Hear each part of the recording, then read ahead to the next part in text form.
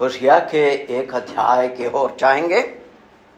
होशिया नबी का किताब एक अध्याय, उसके 1 से अंत तक पढ़िए।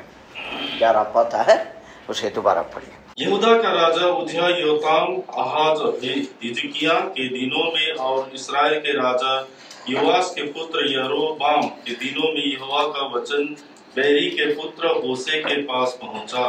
जब यहोवा ने होशे के द्वारा पहली बातें की, तब उसने होशे से यह कहा, जाकर एक वेश्या को अपनी पत्नी बना ले और उसके कुटुंब के लड़के बालों को अपने लड़के वाले कर ले, क्योंकि यह देश युवा के पीछे चलना छोड़कर वेश्या का सा बहुत काम करता है। सो उसने जाकर दिबलैम की बेटी गोमेर और अपनी पत्नी कर लिया, और वह उससे गर्भवती हुई और उसके पुत्र उत्पन्न हुआ। तब यहोवा ने उससे कहा, उसका नाम यज्रेल रख, क्योंकि थोड़े ही काल में मैं यीशु के घराने को यज्रेल की हत्या का दंड दूंगा, और मैं इस्राएल के घराने के राज्य का अंत कर दूंगा। उस समय मैं इस्राएल की तराई में इस्राएल के धनुष को तोड़ डालूंगा।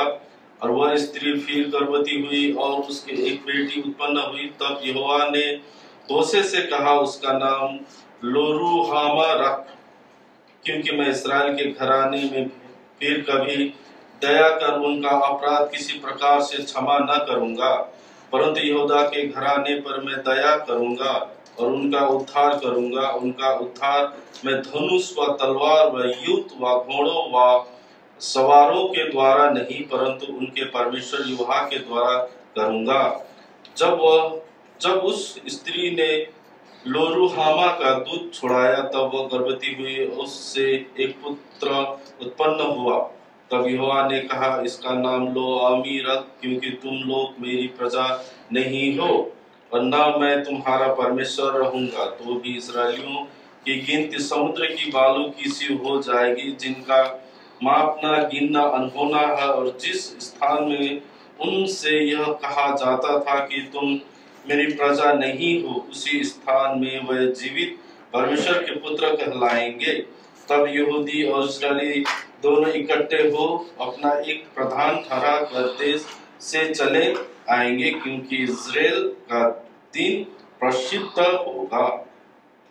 हमने पिछले सप्ताह इस किताब के परिचय में शुरू किए, इतिहास से कुछ बातों को देखे। लेखक कौन है, वो किस समय पर वो जीवित था और किस समय पर परमेश्वर ने उसे बुला करके भविष्यवाणी करने के लिए दिए, और उस समय के हालात और जो संदेश उसके द्वारा दिया गया है, इन सभी बातों को हम देखते हुए आए। और ये भी देखें कि ये बहुत साल तक जीवित रहा, और इसके जीवन काल में ये भविष्यवाणी एक ही साथ में नहीं हुई, अलग अलग समय पर होते हुए आया। इसे हम इस किताब के हर अध्याय को पढ़ाई करने के पर बने में समझ सकते हैं। मगर हमने पिछले सप्ताह इस बात को देखे थे कि एक अध्याय जो है एक छोटी सी कैप्सूल के जैसे, मतलब सारे किताब के संदेश का छोड़ करके एक संक्षिप्त रूप से इस एक अध्याय में दिया गया है। और ये एक अध्याय जो है इज़राइल के इतिहास किस प्रकार से खत्म होने वाला है, उधर से लेकर के मसीहा के राज्य आने का समय तक सारे समयों को वहां पर मिलाकर लिखा गया है करके हमने देखे थे। अब जो है, जैसे पिछले सप्ताह देखे थे, ये भविष्यवक्ता को परमेश्वर ने एक अनोखा रीति से उसका सेवकाई दिए। और एक भविष्यवक्ता को बहुत कठिन आज्ञा परमेश्वर दिए थे, जैसे इज़ेकियल को देखते हैं, ऐसे बहुत से उदाहरण हम देख सकते हैं। मगर ये ऐसी एक व्यक्ति है जिसके पारिवारिक जीवन के द्वारा ही परमेश्वर ने एक बड़े संदेश इज़राइल के प्रति देने लगे, और उसके लिए उसकी नौजवान की उम्र में ही उसके विवाह करने का समय पर उसे बुला करके ऐसी एक आज्ञा दिए, आप ऐसी एक स्त्री से विवाह करो जिसकी चरित्र और चाल चलन ठीक नहीं रहेगा।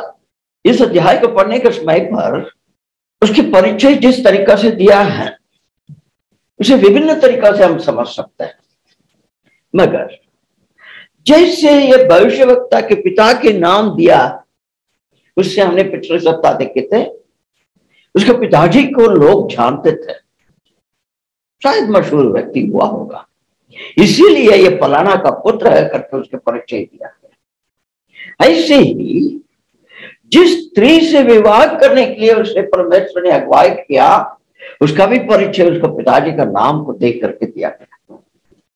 इसका मतलब समाज में उसके पिताजी को लोग जानते थे, मगर उस समय की परिस्थिति आज की परिस्थिति मसीहत में जो है सभी एक बराबर मिलजुलता है, जैसे हमने पिछले सप्ताह देख रहे थे। कलीसिया के लिए इस वर्तमान समय में एक बड़ा संदेश है इस किताब में। यह सिर्फ इतिहास के रूप से इसे नहीं देखना चाहिए, आने वाले भविष्य के प्रभु यीशु क्रिस्त के राज्य की सिर्फ विचार करते हुए इज़राइल के प्रति परमेश्वर किस प्रकार से व्यवहार कर रहे हैं उसको सिर्फ नहीं देखना है। इसमें कलीसिया के लिए भी बड़ी शिक्षा है।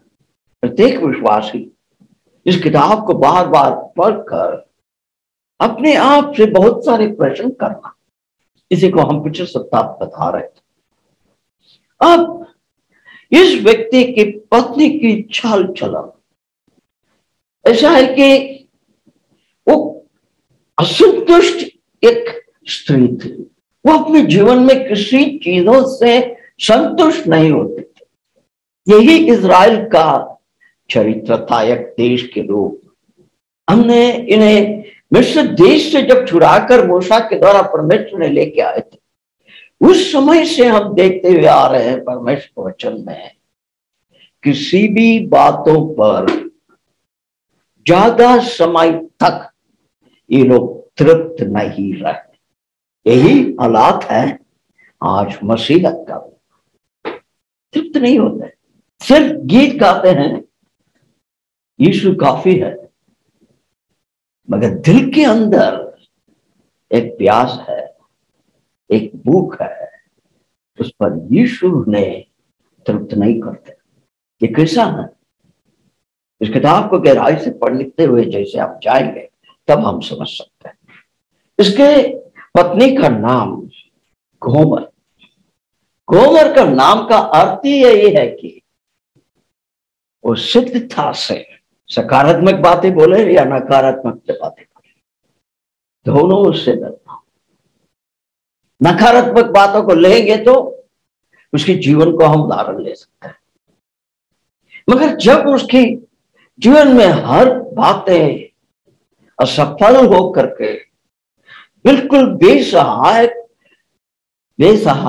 बन करके जब जीवन बिताने लगी, उस समय पर जैसे होशिया ने उसे लेके आया अपने पास में दोबारा, ये परमेश्वर के अनुग्रह इज़राइल के प्रति कैसा है उसे दिखाता। जब हमने प्रकाश की किताब पढ़ते हैं उसमें सातवें कलीसिया के लिए जो संदेश परमेश्वर ने दिया, इसे हमने पिछले सप्ताह में देखे थे।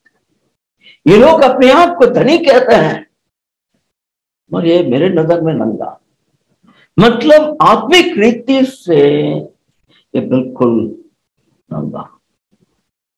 और उसके द्वारा पहला संतान पैदा होगा जसवीर, मतलब परमेश्वर बीज बोता और परमेश्वर ही उन्हें फैलाते हैं। हमने उत्पत्ति की किताब से ही यही संदेश को पढ़ते हैं। पहले मनुष्य को भी वही आशीष दिया, जल प्रलय के बाद में नोहा को भी उसी आशीष दिया, सारे पृथ्वी में फैल जाओ। ये परमेश्वर की ओर से होता है ये काम। मगर उसके अर्थ तो इस प्रकार से है, मगर वो नाम क्यों ऐसे दिया? एक अध्याय को जब हमने अभी पढ़े थे उसका कारण भी परमेश्वर बताते हैं, मगर वो कारण का गहराई क्या है उसे एक अध्याय पढ़ने के समय पर हम जानेंगे। कुछ समय के बाद में और एक संतान पैदा हुआ और परमेश्वर ने उससे कहा उसको नाम रखो लो-रुहामा, मतलब किसी भी किस्म का दया इसको नहीं दिखाया जाएगा। जिसको परमेश्वर ने उनकी अपनी स्थान नहीं दी वहां पर दया दिखाकर अनुग्रह से उन्हें रखा और उन्हें फैलने के लिए दिया, उनके ऊपर अब परमेश्वर कहते हैं दया बिल्कुल नहीं दिखाऊंगा। और कुछ समय के बाद और एक संतान पैदा हुआ और उसका नाम रखा गया लो-आमी, मतलब ये मेरे लोग नहीं है। मतलब इज़राइल का गवाही संसार के सामने इतना बिगाड़ चुका था कि संसार के लोग और इनमें कोई फर्क नहीं था। इनके पाप जो परमेश्वर को नहीं जानते हुए अंधकार में भटक गए हैं उनसे बढ़कर अधिक था। इस प्रकार के करने की कोई कारण नहीं था। दूसरे वर्गों के लिए कह सकते हैं वो अज्ञानता में थे, धोखा में फंस गए हैं, मगर इनके इसीलिए इनके जीवन के द्वारा परमेश्वर की निंदा इतना होता था संसार में। परमेश्वर ने ये बातें कहने लगे कि ये मेरा लोक नहीं, योग्यता नहीं है। हमने मूसा के जीवन में पढ़ते हैं जंगल की प्रांत में घूम रहे हैं ये लोग और परमेश्वर इनसे ऐसे जो असंतुष्ट हो गए, दुखित हो गए हैं और मूसा से कह रहे हैं कि ये सारे के सारे लोगों को मैं नष्ट कर दूं और तुम्हारे द्वारा एक नई राज्य को मैं करा। अब हम देख सकते हैं परमेश्वर के हृदय को कितना चोट पहुंचा। कलीसिया इसी प्रकार से है, जीवित परमेश्वर को जानते हैं करके कहते हैं, मसीह को अपना प्रभु करके कहते हैं, जीवित वचन उनके हाथ में है करके कहते हैं, और वचन की सत्यता को इस संसार के सामने ऐसे बिगाड़ कर रखे हुए हैं। जो सत्यता को खोजता है वो उसे भागना चाहता है। क्या है ये लोग ऐसे कह रहे हैं, वो ऐसे कह रहा है, ये ऐसे कह रहा है, ये ऐसे कह रहा है, इसमें सच्चाई कौन सा है? ये सारे लोग कह रहे हैं कि हमारे पास में परमेश्वर का वचन है, ये सारे लोग कह रहे हैं कि मसीह हमारा प्रभु है, और ये सभी एक विरुद्ध में है दूसरे से। कितने झूठे शिक्षा की पंथ आ चुकी है जिसको हम अंग्रेजी में कहते हैं कल्ट।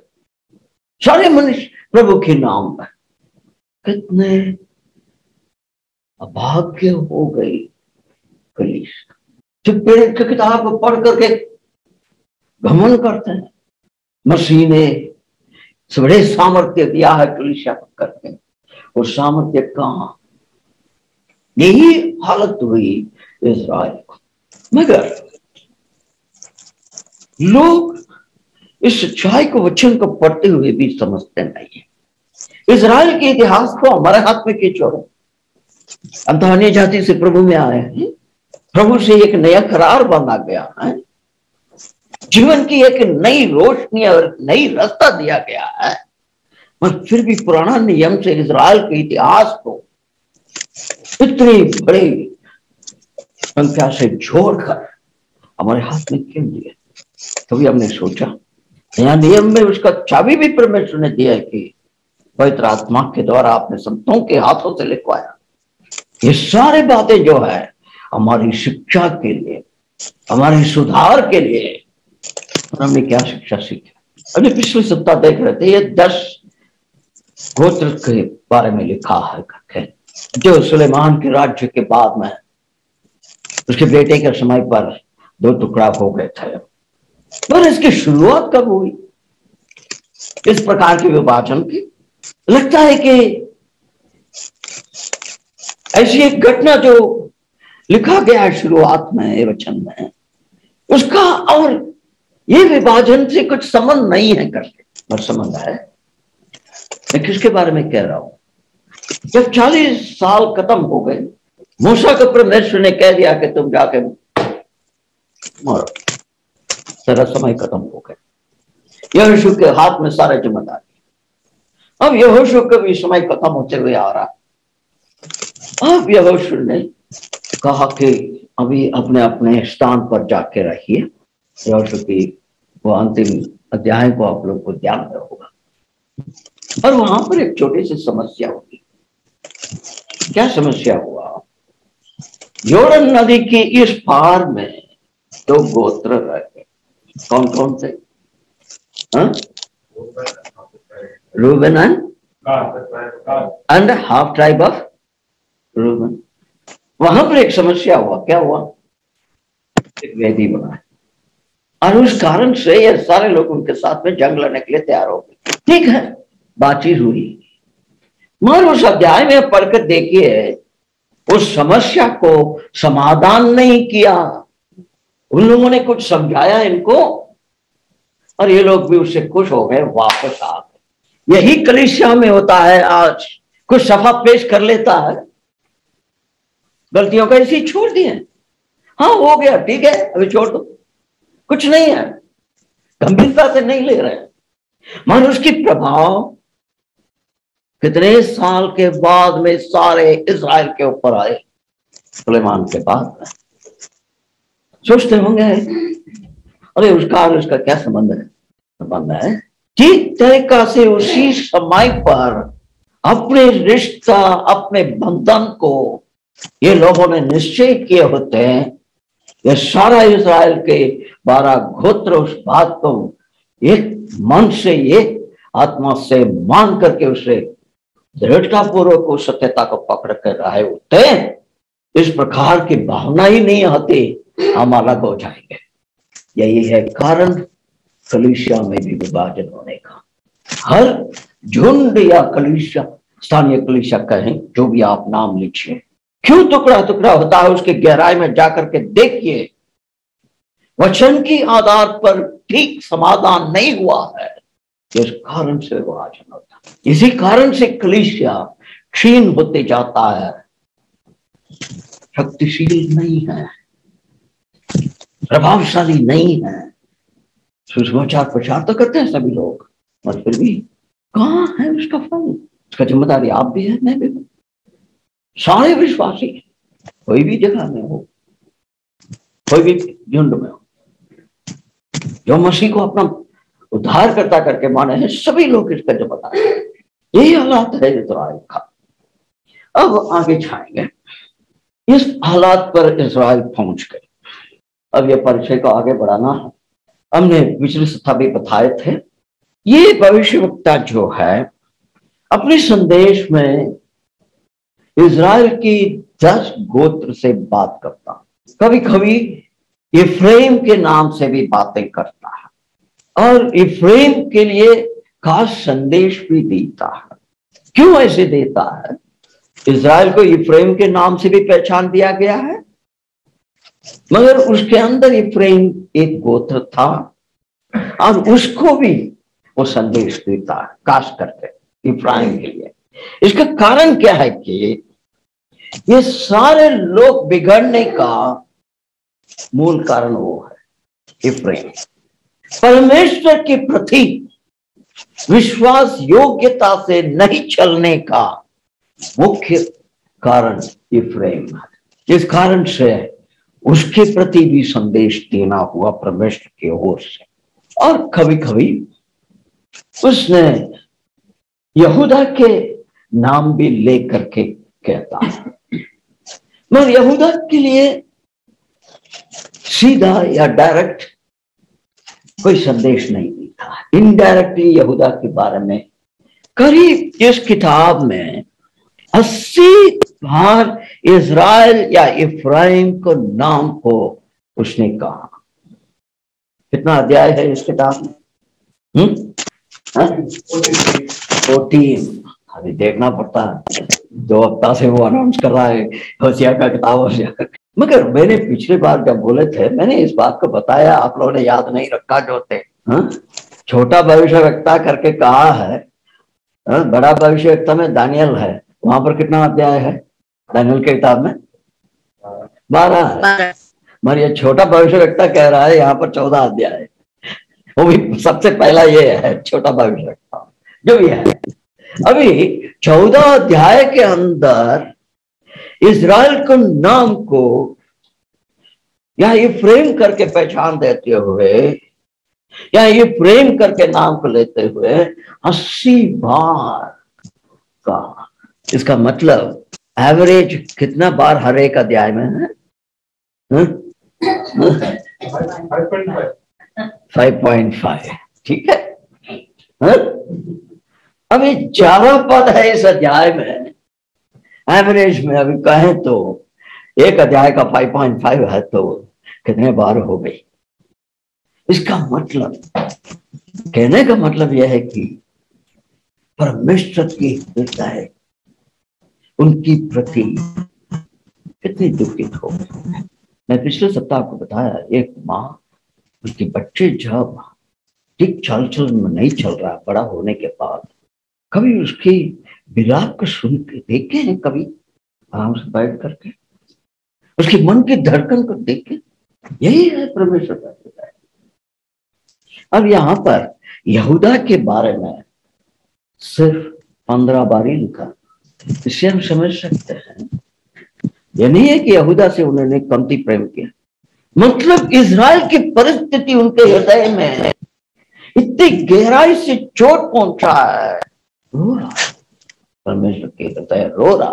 विचार करके देखिए, यह पिताजी लोग इतना नहीं समझ सकते हैं इस बात को।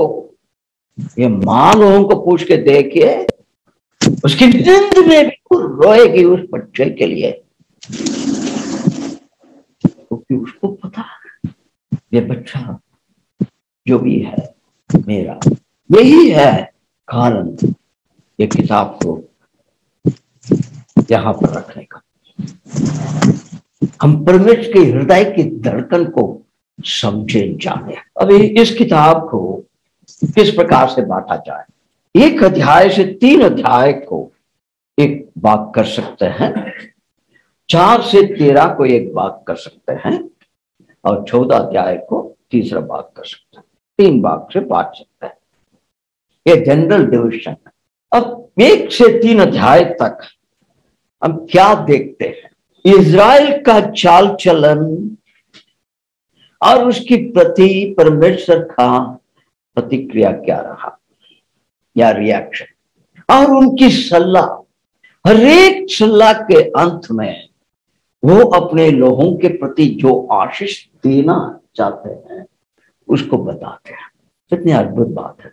जिनके बारे में कह रहे हैं ये मेरे लोग नहीं हैं, जिनके बारे में कह रहे हैं इनके लिए दया नहीं होगा मेरे तरफ से, और उनके लिए सलाह देते हुए आशीष भी बता रहे हैं तुम्हारे लिए मैं ये करूंगा। बच्चे जो कोई भी हो उसके माँ के लिए वो तो बच्चा ही है, कितना भी उम्र हो उसको ऐसे ही वो प्रेम करेगी। 4 से 13 अध्याय तक यहां पर भविष्यवक्ता प्रभु के लोगों को उत्साह देता है प्रभु के नाम में। प्रभु के संदेश का जैसे ही लग रहा उसे पढ़ने से, मगर ये उत्साह दे रहा, देखिए कुछ बिगड़ा नहीं है, अभी वापस आ जाओ, मन फिराव करो उसकी चाल चलन से, किस प्रकार से उसने अपनी पत्नी से व्यवहार किया, ये सब चीजें हैं, उससे भी हम जान सकते हैं। और जब 14 अध्याय में आएंगे वहां पर भविष्यवक्ता अपनी आवाज को उठाता है उनके प्रति और कहता है कि पश्चाताप करो, बस बहुत हो गया, मन फिराव करो। और उसके साथ साथ में ये भी पढ़ते हैं कि हाँ ये सारे संदेश का कुछ प्रभाव होगा जरूर, और वो लोग अंत में उस आवाज जो परमेश्वर का है उसे मानेंगे, आज्ञाकारी बनेंगे। और वो कब होगा? अंतिम दिनों में। सदाती सताए जा रहे, अभी भी सतावट में, मगर एक दिन होगा अंतिम समय में जब मसीहा आकर के अपने राज्य को निर्माण करने के लिए आएगा। सारे विश्व में हुई जो अन्याय और जो आज्ञा उल्लंघन लोगों के द्वारा होकर उन्हें नाश की ओर लेके गया, ऐसे करने वाले के ऊपर न्याय, और उसके शिकार बन करके परमेश्वर को, जो हमने प्रकाश की किताब में पढ़ते हैं, उनको श्राप देंगे परमेश्वर को। ऐसे लोगों के प्रति न्याय होगा और उस समय पर ये लोग मन फिराव करके एक नई रूप में इकट्ठा होंगे।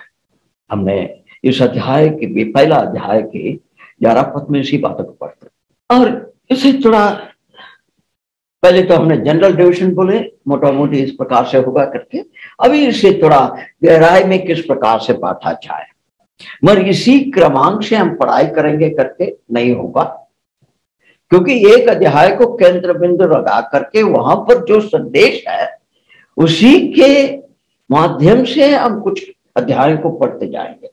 ये मैंने पिछले सप्ताह भी आपको बताया। एक अध्याय वहां की सारे संदेश यही है कि परमेश्वर के ओर से जो मैं कहता हूं उसे करो।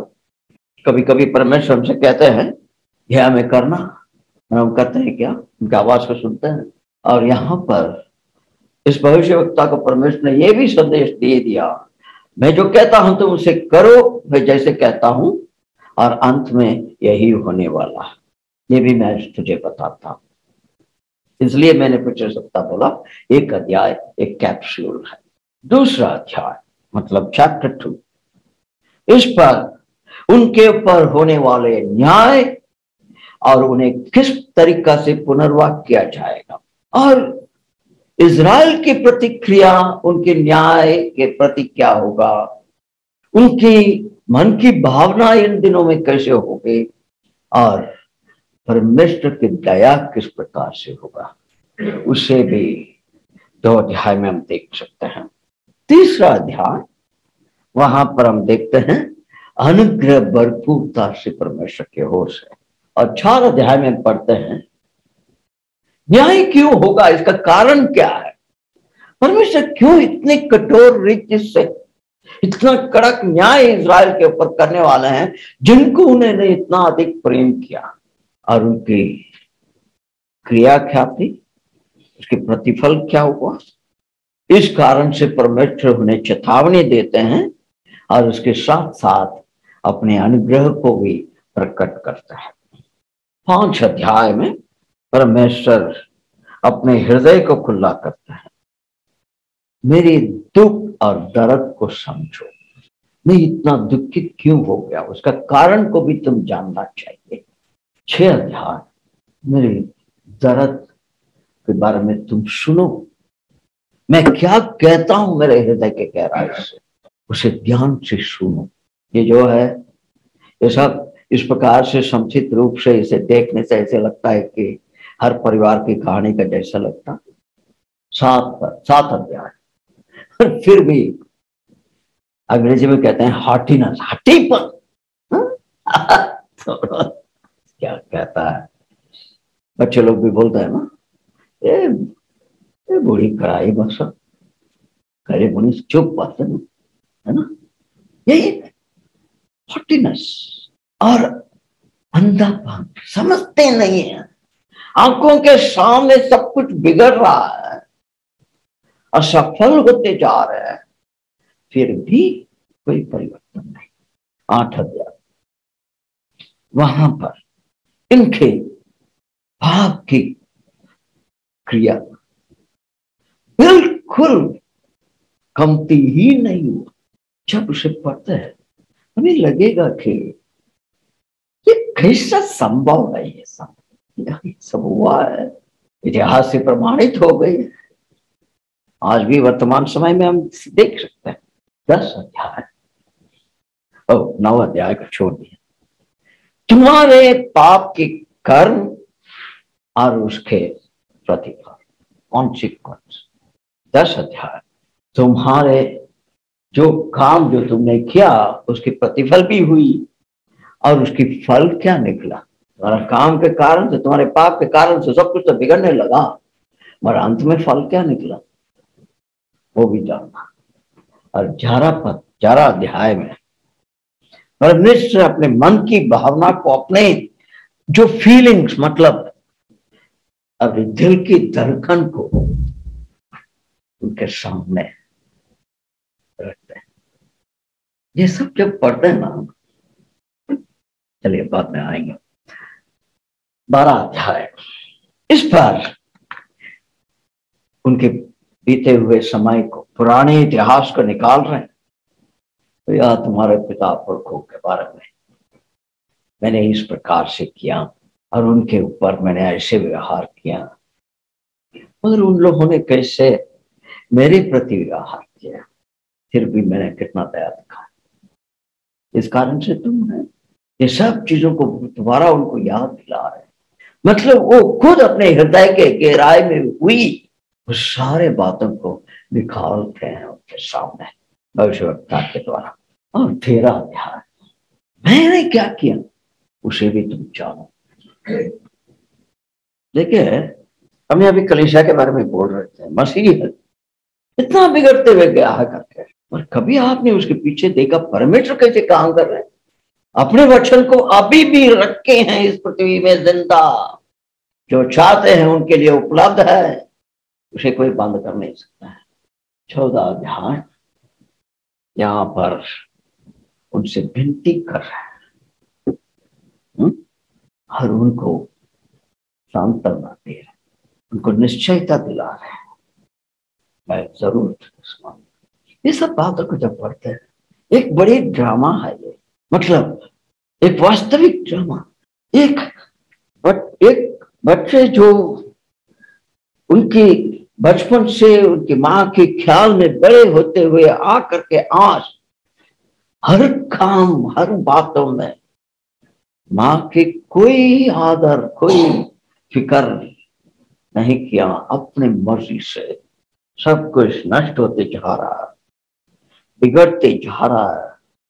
समाज में कोई उसको पूछने वाला नहीं है। जानवर को जितना ख्याल होता है उतना भी ख्याल नहीं है इसको।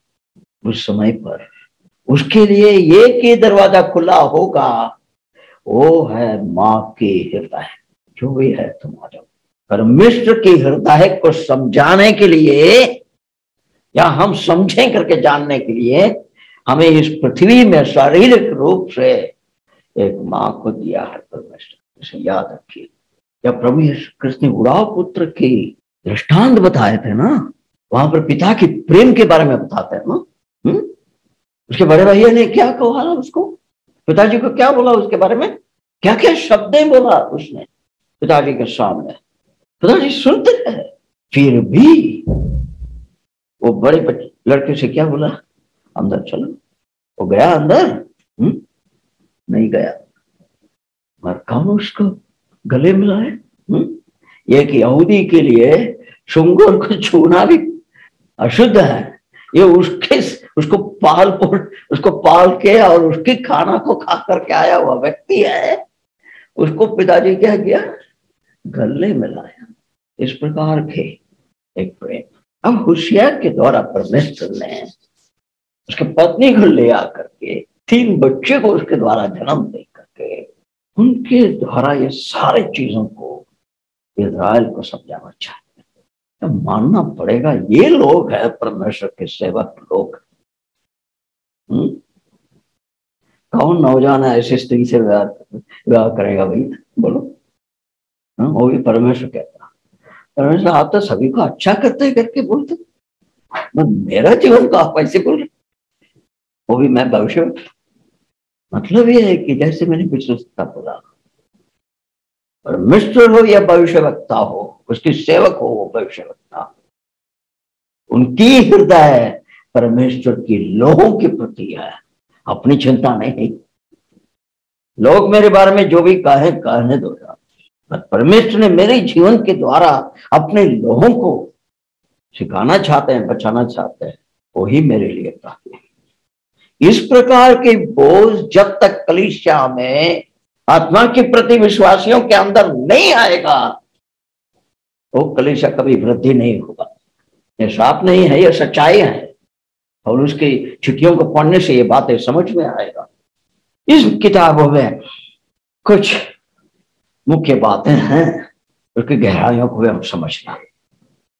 सबसे पहला, इज़राइल को एक राज्य के रूप में बताया गया है, जैसे हमने पहले ही देख लिया है। मगर फिर भी इस किताब में उन्हें इज़राइल, यहूदा, इफ्राइम, समारिया और याकूब करके विभिन्न इन नामों से परमेश्वर पहचान देते हैं इस किताब में। और परमेश्वर की कोई खास, जैसे बोलते हैं ना पंच डायलॉग, आज का पंच डायलॉग, इसमें भी बहुत सारे पंच डायलॉग है भाई इस किताब में। क्या है? सबसे पहला 4 अध्याय के 6 पद क्या लिखा है? ज्ञान की अभाव के कारण से मेरे लोग नाश होते जा रहे हैं। भैया इसलिए तो हम आपको कह रहे हैं वचन को पढ़ो, वचन को पढ़ो, बाइबल को पढ़ो, बाइबल को पढ़ो। ये कोई धर्म की शिक्षा नहीं है, ये है कारण। मेरे बारे में जानते ही नहीं है। इस कारण से मेरे लोग नष्ट होते जा रहे हैं। और उसी अध्याय के 16 पद में परमेश्वर कहते हैं, इज़राइल ऐसी, पढ़िए 16 पद को, मुझे हिंदी में वो नहीं आता। क्योंकि इज़राइल के हटीली कलोर की नाई हटा क्या है, अब यह उन्हें भेड़ के बच्चे की नाई लंबे चौड़े मैदान में चराएगा।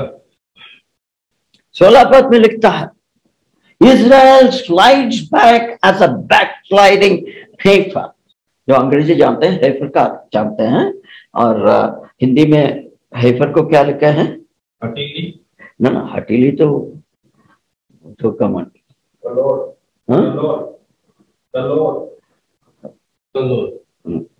नेपाली कोई भी रखे हैं, जो भी है आप देख लीजिए।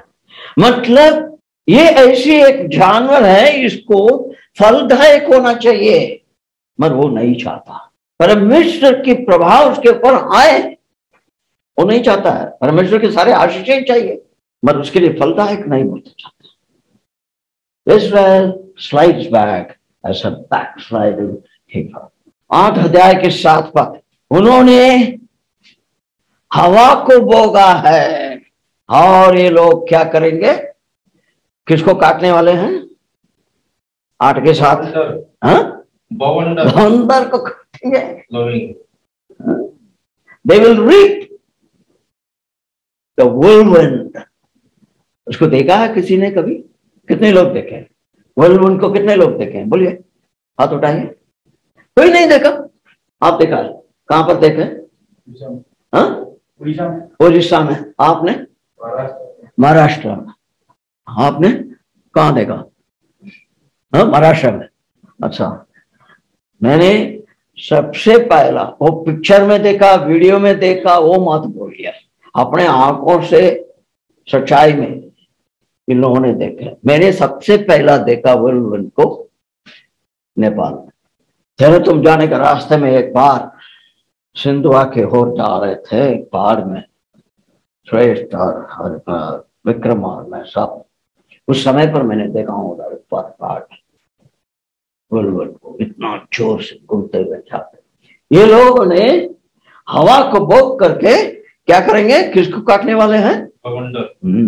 और 14 पद में कहते हैं, इज़राइल अपने बनाने वाले को भूल गए हैं। भैया संसार बोलने को तो बात छोड़ दो, पर इज़राइल भूल गया। कलीसिया प्रभु को भूल गए। अजीब लगता है। 10 अध्याय के 13 पद, तुमने दुष्टता के हल चलाए हैं, इस कारण से तुमने अधर्मिकता को काटा। दुष्टता को हल चलाया तुमने, इसका प्रतिफल क्या होगा? इनीक्विटी, अपराधों को, अधर्मिकता तुमने काटा। जल्दी से खत्म करेंगे और समय खत्म हो गई, कोई आदमी नहीं था। 14 पद पढ़िए, 14 पद को। इस कारण तुम्हारे लोगों में हुल्लड़ उठेगा और तुम्हारे सब गढ़ ऐसे नाश किए जाएंगे जैसा बेथलेहम नगर युद्ध के समय सलमन के द्वारा नाश किया गया। उस समय माताएं और अपने बच्चों समेत पटक दी गई थी। माताएं और बच्चे हाँ, पटक दी गई थी। कभी सोचा इससे अन्याय होगा? हुआ है। जो बाइबल में जो परमेश्वर की ओर से प्रेरणा हुई किताब नहीं है करके जो कहा जाता है, उसमें एक है मैकबीज। इसको पढ़ेंगे तो होगा। जैसे 20वीं शताब्दी में श्रीलंका में भी हुआ था। गर्भवती माँ के पेट को काट के बच्चों को, पैदा नहीं हुए बच्चों को उठा करके फेंका गया है। ये दूसरे तरीके से कितनी कठोरता से न्याय। अब चाहिए 12 अध्याय में, मैंने 5 मिनट ज्यादा लिया है, फिर भी इसको आज इधर खत्म करना ही है, नहीं तो परिचय होते ही जाएगा। 12 अध्याय की एक बात। अप्रैल पानी पीटता और पुरवाई का पीछा करता रहता है। वह लगातार झूठ और पाप को बढ़ाता रहता है। वह असुर के साथ वाचा बांधते और मिस्र में तेल बेचते हैं। एक पद में लिखा है कि इफ्रेम फीडथ ऑन विंड, अंग्रेजी में लिखा। 4 पद में लिखा है, पढ़िए। से लड़ा और जीत भी गया। वो रोया और उसने गिड़गिड़ा कर विनती की। बेतेल में वह उसको मिला और वही उसने 12 अध्याय में लिखा है, उसने रोया परमेश्वर के सामने और विनती किया परमेश्वर की ओर। कौन? याकूब। तो उत्पत्ति की किताब में थोड़ा ढूंढ के देखिए मिलता है क्या। मैं नहीं बताऊंगा, मुझे पता है कहां पर है। और यहां पर कुछ भविष्यवक्ता ने कुछ नई बातें कहा। ठीक है, 13 अध्याय की 16 पद, ये है लास्ट स्टेटमेंट आज के लिए। पढ़िए। सामरिया दोषी ठहरेगा क्योंकि उसने अपने परमेश्वर से बलवा किया है। वह तलवार से मारे जाएंगे और उनके बच्चे पटके जाएंगे और उनकी गर्भवती स्त्रियां चीर डाली जाएगी। मैंने बोला श्रीलंका में हुआ करके, यहाँ भी है। उनको बच्चों को उठा करके, यह सोचने में भी अंदर ऐसे हो रहा है। इस प्रकार से उनके ऊपर न्याय होगा। इसके कारण क्या है? उनकी क्रिया। परमेश्वर हमें सहायता करे। जो सतावट की, जो सब लोग कहते हैं ना प्रकाश की किताब करके, वहां पर सतावट के बारे में जो लिखा गया, संकट, महासंकट के बारे में, इससे भी बढ़कर अधिक होने वाला। यदि आप विश्वासी हैं तो आप बड़े अनुग्रहकारी हैं, उससे आपको गुजरना नहीं होगा। याद रखिए, परमेश्वर में सहायता करें। आने वाले सप्ताह में परमेश्वर कृपा है हम 1 अध्याय में पढ़ाई को शुरू करेंगे।